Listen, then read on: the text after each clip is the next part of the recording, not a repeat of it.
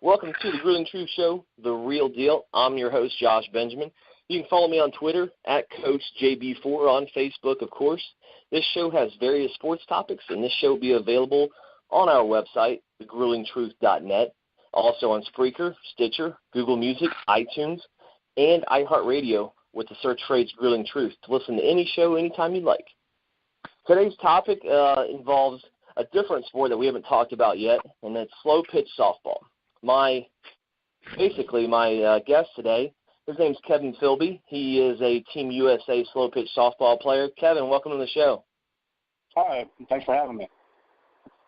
So you are a high-profile slow pitch softball player, and you're actually somewhat close to where I live. If the listeners out there don't know exactly where I live, I'm not going to give the address, but I'll give a certain location. I'm in the Cincinnati area, but I live in Indiana. And Kevin, correct me if I'm wrong, you're from Columbus, Ohio? Correct. Yeah, and so I've seen, obviously, you played before. I've seen you around in certain softball events during the winter. You know my sister-in-law pretty well. But I have some questions for you that involve basically what your dealings with in softball today, and then how you got where you are today. So let's just jump right in and kind of give our listeners a short bio of yourself. You know, where are you originally from? Were you born in Columbus? Did you play baseball? Is that what got you into slow pitch softball and so on? Yeah, I am from Delaware, Ohio, which is just about 20 minutes north of Columbus. I played baseball and football in high school. My dad always played slow pitch as I was growing up, so I was around the game my whole life. I was fortunate, like a couple times I went out with their practices and whatnot, and they let me hit and realized that I had a lot of power, even at a young age. Like at 14, 15 years old, I was hitting them out of softball fields. So like once I got done with baseball, I just started playing softball. Got lucky. I just played some pickup tournaments with some buddies, and a guy seen me who had a B team and asked me to come out and play. So that first year I went out and played on a B team, and the rest is pretty much history. I picked up and played on the A team for the next 7-8 years, and then I've been playing major ever since. So I was lucky to be in the right place at the right time to be seen at an early age. So that's pretty much, long story short, on how I got started. Okay. How old are you, Kevin? 34. 34. So I know you mentioned you play on some lower level teams. How long did it take for you when you started actually committing to softball to get to where you are today? About a year. Like I said, I played on a B team 1 year. I played about season as, just playing pickup tournaments and backyard stuff. And yeah, I went and played in one major, and I was on, we won our first U-Trip-A World when I was 21. So it happened pretty fast. Wow, that's impressive. Were you pretty good at baseball? Yeah, I was pretty good. I just wasn't very good at school. Wasn't a fan of school. So I gotcha. That's what kept me down. I mean, I was had a scholarship to go athletic scholarship to go play Division I baseball in college, and just didn't want to go to class, so that didn't work out for me. Understandable, absolutely. Well, good for you, Kevin. That's awesome. That's like you said, right place, right time. Obviously you have to have talent and the ability to work hard, so it seems like it definitely paid off. So now that you're at an elite level, what are some things that you've done even when you first started up till now? Some things that people really don't know, or maybe they know, they just don't know how much time you put into it to get to be at that elite level. Yeah, batting practice, repetition. I've never been much of a gym person.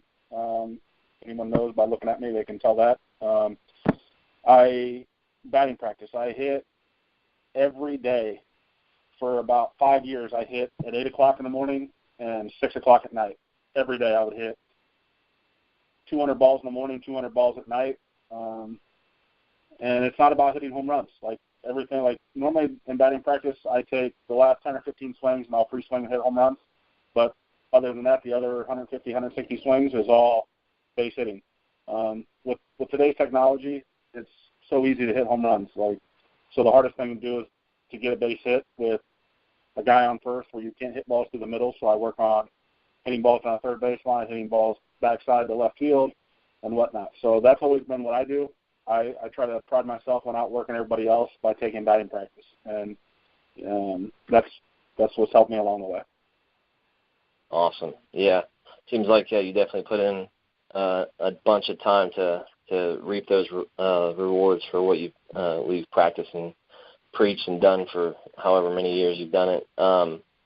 So, you talked about the new technology and I'm assuming softball bats and how those have changed the game some, because nowadays you got guys that 5'5", $130 can just smash the ball to guys probably your and I size can obviously do that as well. Practicing those base hits, do you use a certain ounce bat? Do you use different ounce bats for certain games or weather? How do you do that? Nope, I use the same. I use a 28-ounce inload, and just work on hitting the ball in different spots in the zone. I let the ball travel a little further in the zone to go backside and through the middle, and I work on where I hit the actual ball. Make sure I hit the middle to the top of the ball when I need to stay in the park. Wow, it's got to take some good concentration, some definite hand coordination to basically size up that ball and basically hit it wherever you want. Obviously, it took some practice too. Yeah, it's just repetitions. Just continue to go out and work on it, and it becomes easier. I mean, I used to take a video camera out and go home and watch my swing at night. So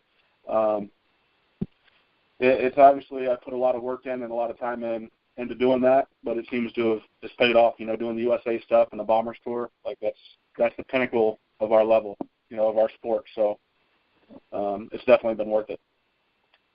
For the listeners out there, just going back to refer to the bat that he uses, you said a 28-ounce, correct, Kevin? Yep. Yeah, so he said 28-ounce inload, which means there's some weight at the end of the bat, as opposed to the bat being fully balanced with the same weight. Yeah, my bat is a max load, which is a half-ounce inload, and it's a short barrel, which it makes it feel like it's about an ounce and a half inload, but it's really only a half ounce. But the shorter barrel makes it feel heavier. Okay, yeah. So for those softballers out there listening, that's basically the terminology when it comes to the bats and the inload and the balance.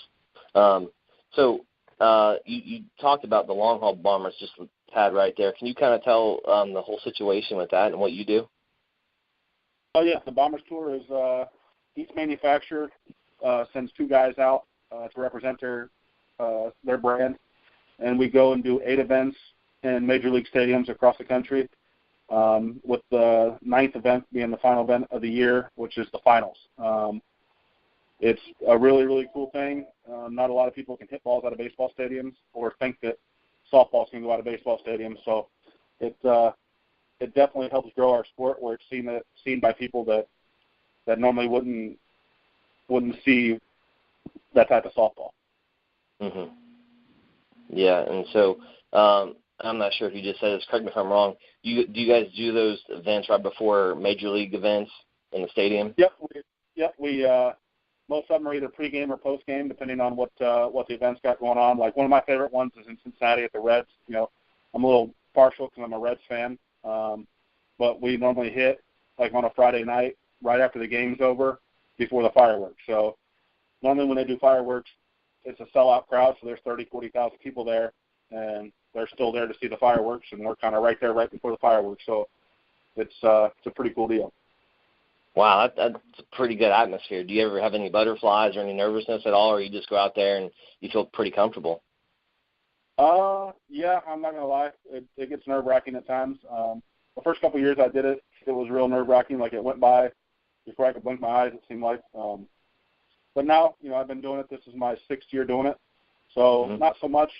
The only time you really get nervous anymore is if you start bad, if you start like a 1 for 4 or 1 for 5, and you've got 30,000 people booing you.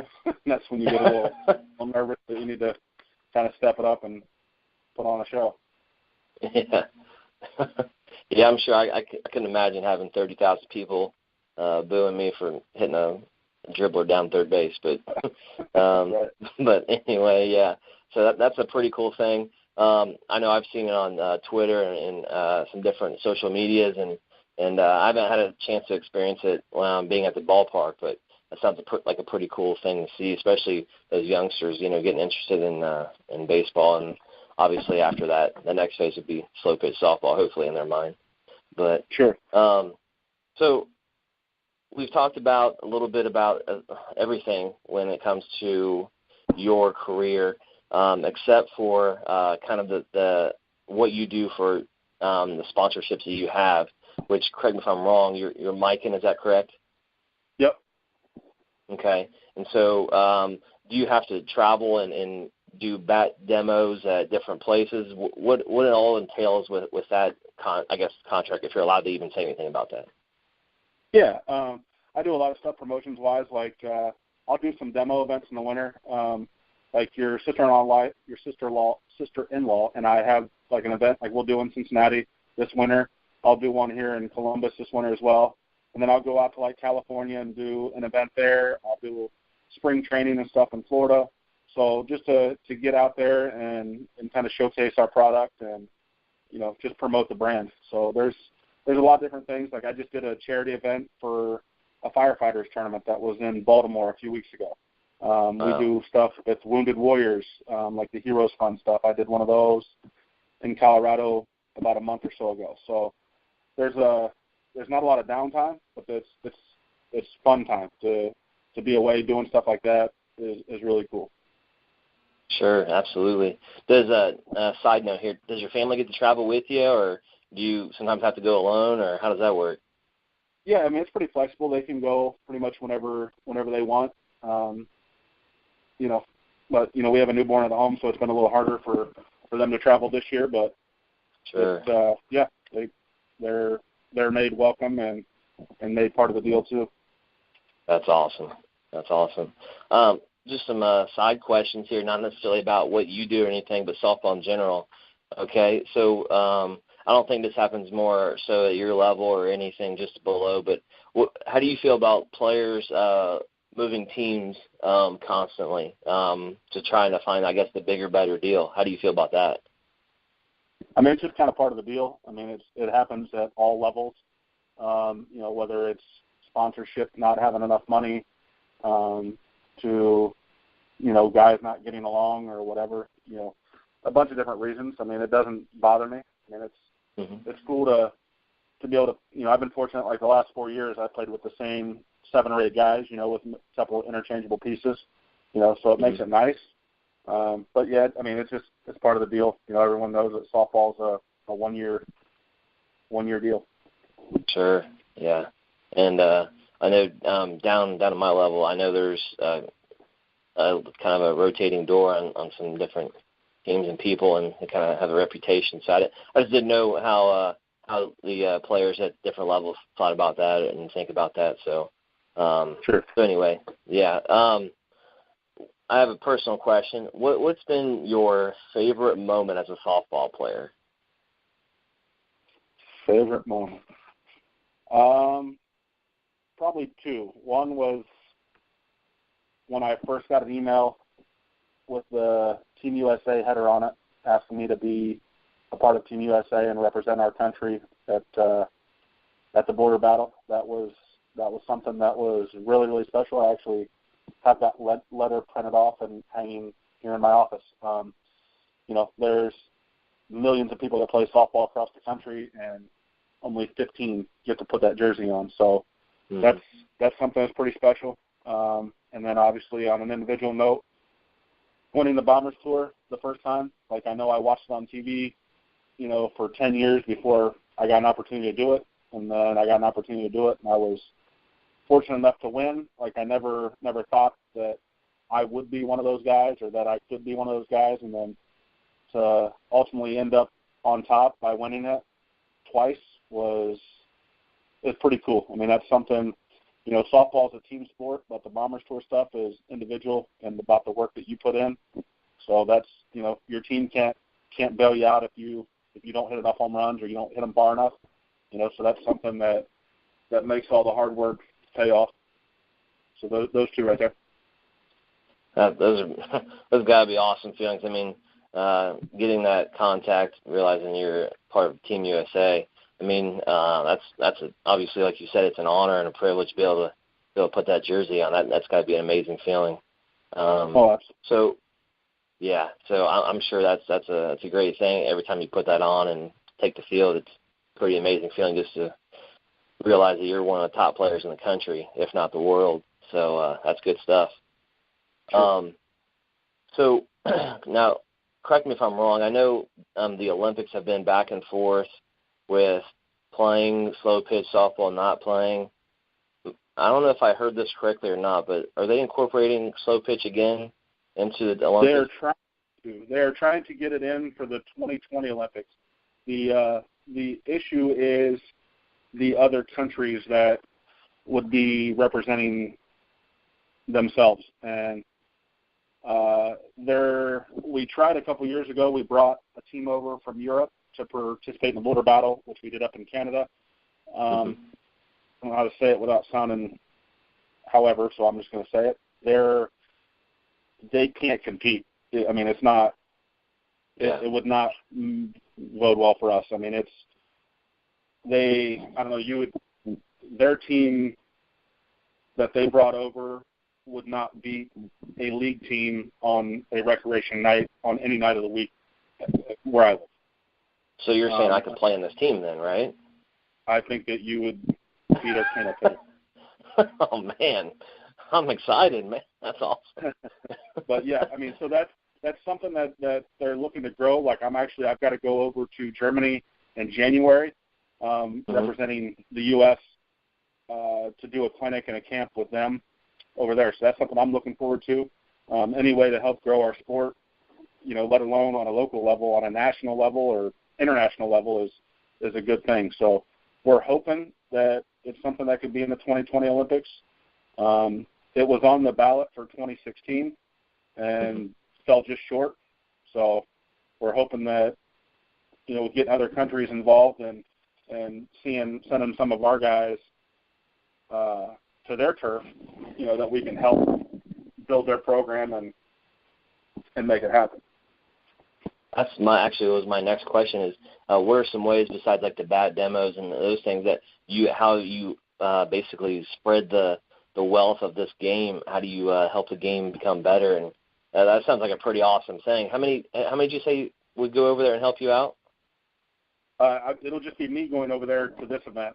Okay. I know that like Chris Larson from DeMarini, Jeff Hall from Worth have went over to where they go, Taiwan or something like that, or they've been doing that the last couple of years to help build their program there.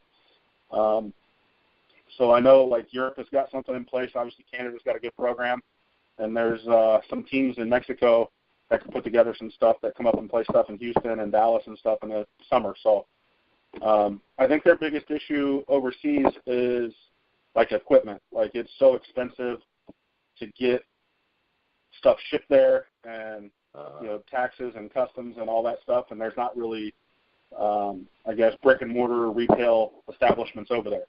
So like they don't have the product that we're using at their disposal how we have it. So there's something they're working with doing with dealers and retailers as well that I know of.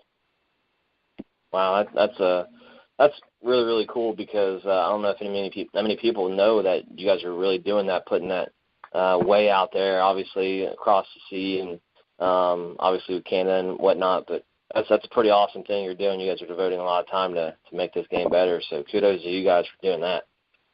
Sure. If there was a couple of things that you would say to a person that's been playing softball, maybe 2-3 years, or just jumping in, what are some things advice-wise you'd give them as they come into this game? Just keep working hard, take batting practice, and that there is always someone watching. So how you carry yourself, if you're looking to be someone who moves up, who maybe moves up to the conference level, there is always someone watching. Even when you don't think someone's watching, someone's watching. And, seize every moment, every opportunity to, it's a great game. Like some of my best friends they've been playing e-ball for 5-6 years. But I play on a major team, they play E, we take batting practice together every day.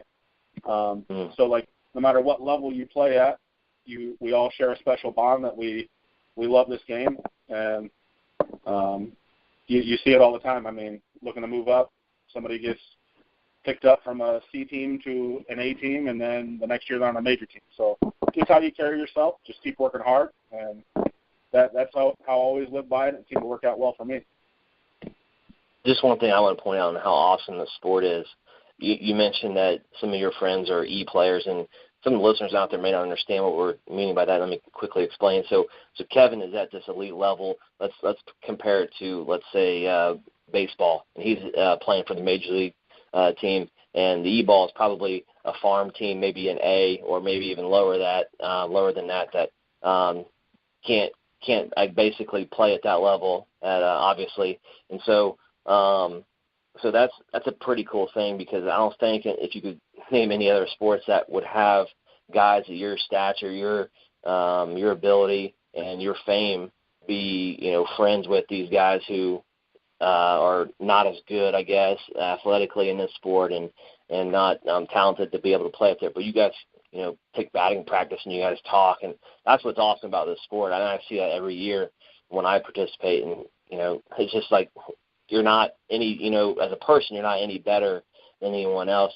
Obviously, athletically you are, but being able to sit there and have a conversation with you or whoever that level, it's just like talking to a guy that just walked in the park that you don't even know who they are. So I think that's pretty awesome, Kevin, and that needs to stay, and I know it will, because we have great people in this sport. So very good, very good. Any last comments? Anything else you want to tell listeners about yourself, about what you do, or anything in general? No, I mean that's about it. I mean, I'm a simple country boy who likes to play softball. Awesome. So, listeners out there, just a reminder to check out our website, thegruelingtruth.net. Obviously, the media outlets, you can catch us on Stitcher, Spreaker, Google Music, iTunes, and iHeartRadio, using the search phrase Grueling Truth to listen to any of the shows that we have on here, especially my show, The Real Deal. You can also follow me on Twitter at CoachJB4, and obviously on Facebook with my name, Josh Benjamin, in the search engine. For my guest, Kevin Filby, this is your host for The Real Deal, Josh Benjamin. Thanks for listening to The Real Deal and The Grueling Truth. Until next time, be real with what you say.